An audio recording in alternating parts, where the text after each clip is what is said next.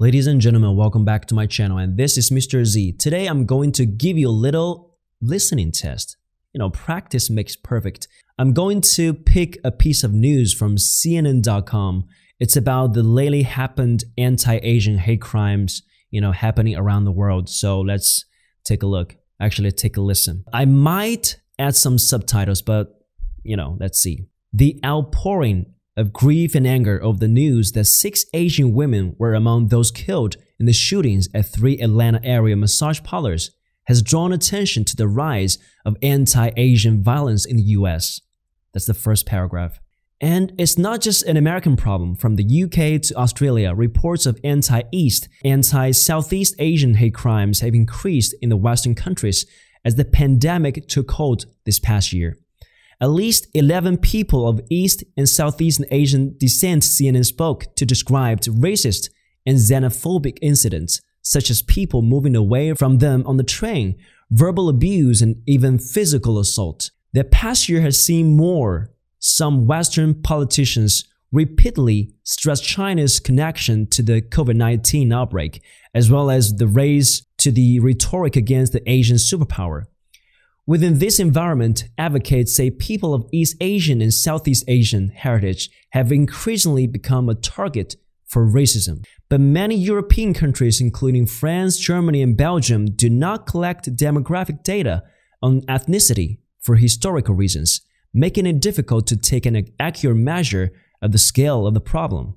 Hate crime statistics are recorded in the UK. Figures from the London Metropolitan Police show more than 200 incidents of hate crime against people of East Asian appearance happened between June and September 2020, a 96% increase compared to the same period a year ago. Peng Wan, a lecturer at Southampton University in southern England, says he was physically assaulted by a group of 4 men while jogging near his home one cold afternoon.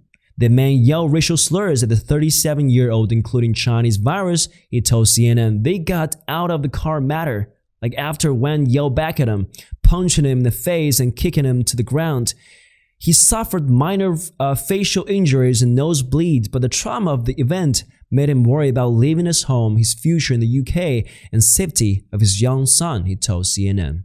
What they did was not civil. It should not happen in today's society. They just treated me like an animal, he said.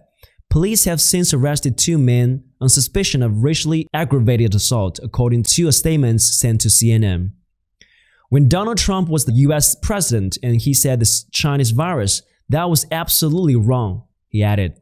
Polling done in June found that 3/4 of people of Chinese ethnicity in the UK had experienced being called a racial slur. During an October debate on racism against the Chinese and East Asian community in the parliament, Scottish National Party lawmaker David Linden said some of his constituents described the attacks against them, with restaurants and takeouts being vandalized and boycotted, and victims being punched, spat at, and coughed on in the street, and even verbally abused and blamed for the coronavirus pandemic. In March 2020, an American man of Chinese descent, Thomas Xu, said he was violently assaulted in Spain's capital, Madrid, after 2 men yelled racial slurs about the coronavirus at him. And he was a student at the time, said that between January and March last year, he was verbally assaulted 10 times. This time, he was not going to take it anymore, and instead yelled back at his verbal abusers. But the men did not stop. They walked over and beat him unconscious, the 30-year-old told CNN, adding that he was hospitalized for a week. I've always known that there's a racism here that people don't really acknowledge it, he told CNN. Some other cases being, demonstrated in this article. And later, let's see, he said, Spanish comic book author, another Chinese, woman who lives in Madrid, agrees the attack in Atlanta hasn't been on the front page of media in Spain. It is super minor news. We're invisible, she told CNN. Actually, this thing happens quite often recently, especially after the pandemic. And it is pretty severe for the, for the Chinese and Asian people living out there right now. And let's see the next paragraph. It describes the future.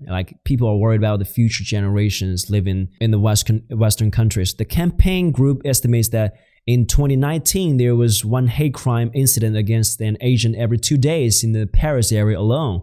Well, they do not have data for 2020. And Tan spoke of a number of anecdotes, including an account of someone having their shoulder dislocated the night after French president announced a new lockdown in October. And something still, just giving out the cases that happened around in Europe.